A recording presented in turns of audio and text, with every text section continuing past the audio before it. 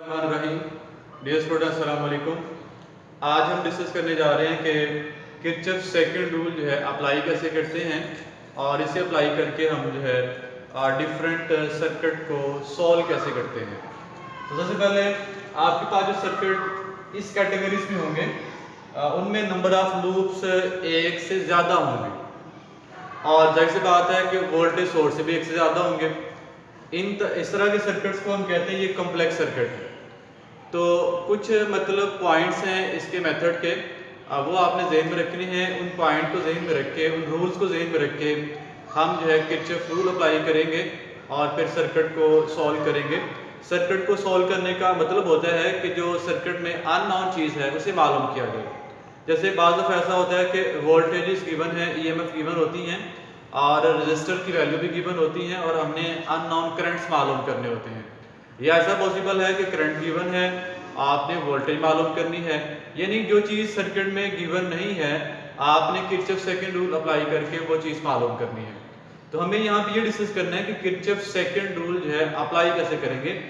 Method to apply Kirchhoff second rule, सबसे पहले draw the circuit diagram. जो आपके पास डेटा है उसके मुताबिक आप सर्किट डायग्राम बनाएं और उसके बाद consider the direction of current in each loop. हर लूप में करंट की डायरेक्शन लें। दो ही यहाँ लूप हैं, लूप कहते हैं क्लोज पाथ को। ये समझ लें फर्स्ट लूप है और ये समझ लें सेकंड लूप है।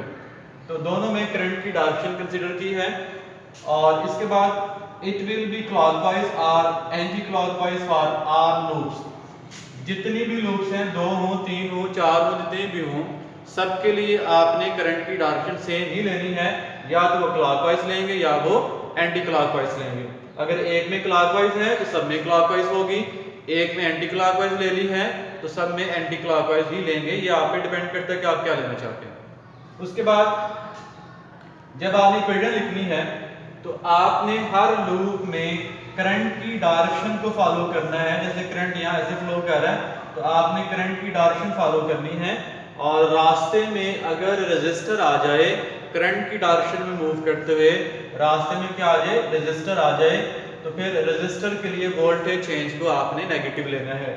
इफ अ रेजिस्टर इज ट्रैवर्स्ड, रास्ते में आ जाए, इन the direction of current, then voltage change will be negative. It will be positive in the opposite direction. अगर तो करंट की डायरेक्शन में जा रहे हैं, रास्ते में रेजिस्टर आ जाता है तो उसकी वोल्टेज चेंज नेगेटिव लेंगे। और अगर आप करंट की डायरेक्शन के ऑपोजिट जा रहे हैं, रास्ते में रेजिस्टर आता है, तो फिर वोल्टेज चेंज को पॉजिटिव लेंगे। इसके बाद नेक्स्ट है, इफ अ वोल्टेज सोर्स या सेल कह लें is traversed in the direction of current, then voltage change और ईएमएफ जो है वो पॉजिटिव होगी if its first terminal is negative and second is positive. जब आप करंट की डायरेक्शन में मूव कर रहे हैं, रास्ते में वोल्टेज सोर्स आ जाता है, तो फिर आपने देख रहे हैं कि वो जो ईएमएफ है या जो सेल है उसका पहला टर्मिनल कौन सा है और दूसरा कौन सा है। अगर पहला नेगेटिव है दूसरा पॉजिटिव है तो फिर उसके लिए ईएमएफ या वोल्टेज चेंज है पॉजिटिव आएगी। और अगर पहला पॉजिटिव था दूसरा नेगेटिव है तो उसके लिए वोल्टेज चेंज नेगेटिव आएगी। यानी रास्ते में करंट की डायरेक्शन में मूव करते हुए रास्ते में सेल या वोल्टेज सोर्स आ जाए तो फिर देखना यह है कि उसका दूसरे वाला टर्मिनल कौन सा है, पहले वाला नहीं बल्कि दूसरे वाला टर्मिनल कौन सा है। दूसरा पॉजिटिव है तो वोल्टेज चेंज पॉजिटिव आ जाएगी, दूसरा नेगेटिव है तो वो नेगेटिव आ जाएगी। इसके बाद consider each resistor once in each loop. हर लूप में रेजिस्टर को कम से कम एक दफा कंसीडर करना है। ये नहीं है कोई किसी रेजिस्टर को आप जो है, जो बाद दफा कॉमन रेजिस्टर होते हैं, पहले लूप में भी होते हैं दूसरे लूप में भी होते हैं, तो आप उसको एक लूप में कंसीडर कर लें और दूसरे में कंसीडर ना करें। तो आप जिस लूप की इक्वेशन लिखेंगे हर रेजिस्टर को, हर चीज को एक एक दफा कंसीडर करेंगे। उसके बाद फाइनली ये है कि जो रूल हमने डिस्कस किए हैं इनके मुताबिक इक्वेशन लिखें और उसके बाद सातवां पॉइंट ये है कि उन इक्वेशन को सॉल्व करके अननोन चीज़ों को मालूम करें। आगे मैंने रिहर्सल के लिए और प्रैक्टिस के लिए एक एग्जांपल डिस्कस की हुई है। जैसे आपके सामने है डायग्राम, इसमें दो लूप्स हैं, जैसे सर्किट डायग्राम पहले थी वैसे ही है। सबसे पहले सर्किट डायग्राम बनी होगी, उसके बाद जो है करंट की डायरेक्शन कंसीडर की है, ये एंटी क्लॉकवाइज है जो एक लूप में, बाकी तमाम लूप में वही है। और उसके बाद करंट की डायरेक्शन में मूव करते हुए लूप की इक्वेशन लिखनी है। Sum of all the voltage changes around a close loop is equal to 0। ये सेकंड जो किरचॉफ रूल था उसकी स्टेटमेंट है। तो आप लोगों ने स्टार्ट जहां से मर्जी करना है, मैं यहां स्टार्ट करता हूं। इसके बाद करंट की डायरेक्शन में आते हैं। तो रास्ते में सेल है, सेल का जो पहला टर्मिनल है वो नेगेटिव है, दूसरा जो है वो पॉजिटिव है। क्योंकि दूसरा पॉजिटिव है लिहाजा सेल के लिए वोल्टेज चेंज है ईएमएफ उसकी क्या लेंगे, पॉजिटिव लेंगे। इसके बाद आगे चलें तो ये रेजिस्टर आ जाता है। रेजिस्टर ये कॉमन रेजिस्टर है, पहली लूप में भी है, दूसरी लूप में भी है। इसमें अगर इधर से देखें तो करंट ऊपर की तरफ I1 है, उस लूप का देखें तो नीचे की तरफ करंट I2 है। तो यह मेथड ये है कि नेट करंट लिखने के लिए आप जिस लूप की इक्वेशन लिख रहे हैं उस करंट में से ऑपोजिट करंट को माइनस करेंगे।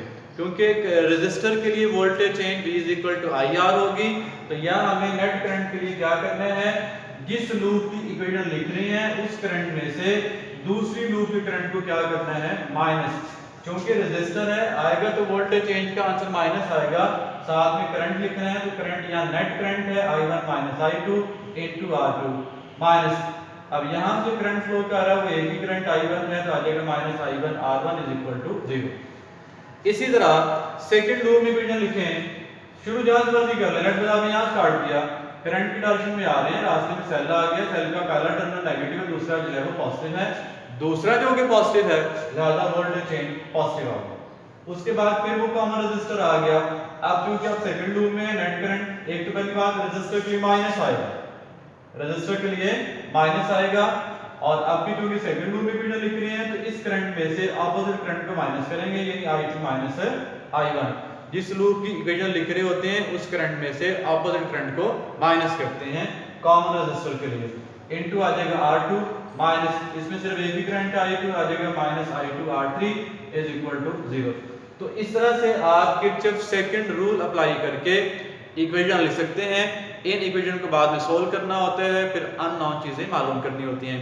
ये सारा कुछ इसलिए डिस्कस किया गया है कि जो नेक्स्ट आर्टिकल होगा व्हीटस्टोन ब्रिज, उसमें इसका यूज है। और व्हीटस्टोन ब्रिज जो है किरचॉफ सेकंड रूल की एप्लीकेशन है। यहाँ कह सकते हैं कि इसी को इस्तेमाल करके वहाँ हम किरचॉफ सेकंड अपना जो व्हीटस्टोन ब्रिज है उसका रिलेशन ड्राइव करेंगे। तो अगर आपको इसकी समझ होगी तो वो क्वेश्चन जो है वो आर्टिकल आपके लिए आसान होगा। होप्स हो कि आप इसको अच्छी तरह से समझ लेंगे और इसे तैयार करेंगे। इंशाल्लाह नेक्स्ट टाइम जो है इसे यूज़ करके हम व्हीटस्टोन ब्रिज पढ़ेंगे।